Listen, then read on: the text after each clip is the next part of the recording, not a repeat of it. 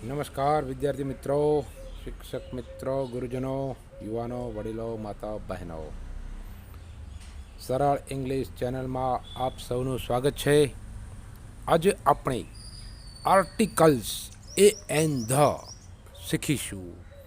આપણે ઘણા વાક્યોમાં જોઈએ છીએ તો ઘણા શબ્દો આગળ એ, એન અને ધ લાગેલા હોય છે, પરંતુ આપણે એ જાણવું જરૂરી છે કે ભાઈ એ, એન અને ધ અમુક શબ્દો આગળ કઈ રીતે લાગેલા હોય છે, કેમ લાગેલા હોય છે. તો એના માટે પણ કેટલાક નિયમો છે અંગ્રેજી ભાષામાં. તો આપણે આજે નિયમો જોઈશું અને તમે ધ્યાનથી શીખીશું, બરાબર? તો તમને આવડી જશે. ચલો આપણે શરૂ કરીએ. સૌ પ્રથમ છે આર્ટિકલ એ. એ અનિશ્ચિત આર્ટિકલ છે. ગણી શકાય તેવા જાતિવાચક શબ્દો. જાતિવાચક શબ્દો એટલે શું? તો આખી જાતિ બતાવતા હોય, કૂતરાની, પ્રાણીની, પશુ પક્ષીની, બરાબર? એ બધા ગણી શકાય તેવા કહેવાય કે જેનો શરૂઆત વ્યંજનથી થતી હોય તેની આગળ એ મુકાય છે. તો વ્યંજન એટલે શું? તો અંગ્રેજી ભાષામાં 5 સ્વર છે, એ, ઈ, આઈ, ઓ, યુ. એ 5 સ્વર સિવાયના બાકીના જે મૂળાક્ષરો છે તેને આપણે વ્યંજન કહીશું. તો એ તમે યાદ રાખજો. કેટલા સ્વર છે? 5. એ, ઈ, આઈ, ઓ, યુ. એ 5 સ્વર છે. તો 5 સ્વર સિવાયના બાકીના વ્યંજન કહેવાય. એટલું ખાસ તમે ધ્યાન રાખજો. જોઈએ આપણે એના ઉદાહરણ. ઉદાહરણ પહેલું, અ બેટ. બેટ શબ્દની અંદર બી એ શું કહેવાય? વ્યંજન, માટે એની આગળ એ આવ્યો. બીજું ઉદાહરણ, રેટ. રેટમાં શરૂઆત છે આર, તો આર વ્યંજન કહેવાય, માટે એ આવ્યો. નંબર 3, કાઉ. કાઉમાં સી વ્યંજન કહેવાય, માટે એ આવ્યો. ચોથું છે બુક. બુકમાં બી વ્યંજન કહેવાય, માટે એ આવ્યો.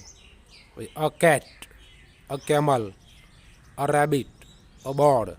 ઉપરના બધા જ શબ્દો તમે જોયા કે જે વ્યંજનથી શરૂ થતા હતા એની આગળ એ આવ્યો, અને એ પાછા એક વચનમાં હતા. જો બહુવચન હોય તો એ લાગી શકતો નથી. એ ખાસ આપણે ધ્યાન રાખવાનું કે એક વચનમાં જ લાગશે એ. ચાલો આપણે હવે બીજો આર્ટિકલ એન જોઈએ. એન એ અનિશ્ચિત આર્ટિકલ છે. અનિશ્ચિત એટલે શું? કે જે નક્કી ના હોય, જે શ્યોર ના હોય. એમણે આપણે કોઈ વાક્ય બોલવું હોય તો આપણે એ અને એન લગાવી શકીએ છીએ, પણ જ્યારે નક્કી હોય તો એ નક્કી આર્ટિકલ ધ છે. ધની આપણે પછી ચર્ચા કરીએ, પહેલાં આપણે એન શીખીશું. એન એ અનિશ્ચિત આર્ટિકલ છે. ગણી શકાય તેવા જાતિવાચક શબ્દો કે જેની શરૂઆત સ્વરથી થતી હોય તેની આગળ એન મુકાય છે. સ્વર આગળ કહ્યું તેમ એ, ઈ, આઈ, ઓ, યુ એ 5 સ્વર છે. તે 5 સ્વરથી કેટલાક શબ્દો આપણે ઉદાહરણ સ્વરૂપે જોઈએ. ઉદાહરણ તરીકે પહેલું, એન એગ. એગ. એગની અંદર ઈ તમે જુઓ છો તો ઈ શું કહેવાય? સ્વર, માટે એની આગળ એન આવ્યું. ઉદાહરણ નંબર 2, એલિફન્ટ. એલિફન્ટની આગળ એન આવ્યું, એન એલિફન્ટ. ત્રીજું છે એન એક્સ. એક્સ એટલે કુહાડી, તો એની આગળ એન આવ્યું. કેમ? કારણ કે એ પણ સ્વર કહેવાય. ચોથું જોઈએ, એન ઓરેન્જ. ઓરેન્જ એટલે સંતરું, નારંગી. ઓ છે, માટે આગળ એન આવ્યું. પાંચમું જોઈએ, એન આંટ. આંટ એટલે કીડી, એથી શરૂઆત થઈ, માટે એન આવ્યું. છેલ્લું, એન એપલ. એપલ એટલે સફરજન, એથી શરૂઆત થઈ, માટે આગળ એન આવ્યું.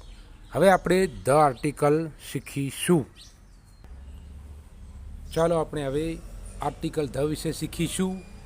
ધ એ નિશ્ચિત આર્ટિકલ છે. નિશ્ચિત એટલે શું?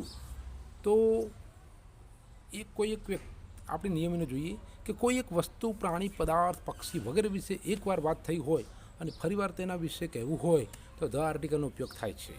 એકવાર આપણે કહી દીધું અને પછી ફરીવાર એના વિશે વાત કરવી હોય તો આપણે ધ આર્ટિકલ મૂકીશું. બીજો એક નિયમ છે કે કોઈ પણ વાક્યની શરૂઆતમાં પણ ધનો ઉપયોગ થાય છે. કોઈ પણ વાક્ય આપણે લખવું હોય એમને તો પણ આપણે ધનો ઉપયોગ કરીને લખી શકીએ છીએ. ચાલો આપણે કેટલાક ઉદાહરણો જોઈએ ફટાફટ. This is a cow. This એટલે આ, ઇઝ એટલે છે, અ કાઉ એટલે ગાય. આ ગાય છે. એક વાત થઈ ગઈ ગાયની. હવે ફરી વાર ગાય વિશે આપણે કહેવું હોય કે ધ કાઉ ઇઝ વ્હાઇટ. આ ગાય છે, ગાય સફેદ છે. The cow is white. બીજું ઉદાહરણ, that is an apple. That એટલે પેલું, ઇઝ એટલે છે, એન એપલ એટલે સફરજન. પેલું સફરજન છે. ફરી વાર આપણે સફરજન વિશે કહેવું હોય તો ધ એપલ ઇઝ રેડ. સફરજન લાલ છે, માટે એપલની આગળ આપણે ધ મૂક્યો છે. એ ખાસ ધ્યાન રાખીશું આપણે. ત્રીજું ઉદાહરણ, ધીસ ઇઝ અ પેન. આ પેન છે. The pen is black. Pen કેવી છે? કાળી. ચોથું ઉદાહરણ જોઈએ. That is an orange. પેલી ઓરેન્જ એટલે કે સંતરું નારંગી છે. ધ ઓરેન્જ ઇઝ સોર. સંતરું કેવું છે? સોર એટલે ખાટું. પાંચમું ઉદાહરણ. It is a parrot. તે પોપટ છે. The parrot is green. પોપટ લીલા રંગનો છે. છઠ્ઠું ઉદાહરણ. It is an elephant. The elephant is black. પેલો હાથી છે. હાથી કાળો છે. સાતમું ઉદાહરણ. It is a rat. તે ઉંદર છે. The rate is very big. ઉંદર ખૂબ મોટો છે. તો આપણે આ વાક્ય જોયા 1 થી 7. તો પહેલા વાક્યમાં દરેક જે ગાય, સફરજન, pen, orange, parrot, elephant, rat, પહેલા વાક્યમાં દરેકની આગળ એ અને એન આવેલો છે. અને બીજા વાક્યમાં દરેક એ શબ્દની આગળ ધ મૂક્યો છે. માટે આપણે ખાસ ધ્યાન રાખીશું કે ભાઈ કોઈ એક વસ્તુ, પ્રાણી, પદાર્થ, પક્ષી વગેરે છે, એકવાર વાત થઈ હોય ને ફરીવાર તેના વિશે કહેવું હોય તો ધ આર્ટિકલનો ઉપયોગ થાય છે. તમને આ વિડીયો ગમે તો લાઈક કરજો, શેર કરજો, સબસ્ક્રાઈબ કરજો, જેથી હું નવા વિડીયો અવનવા મૂકી શકું અને તમને એનું નોટિફિકેશન મળી રહે. Thank you very much for watching.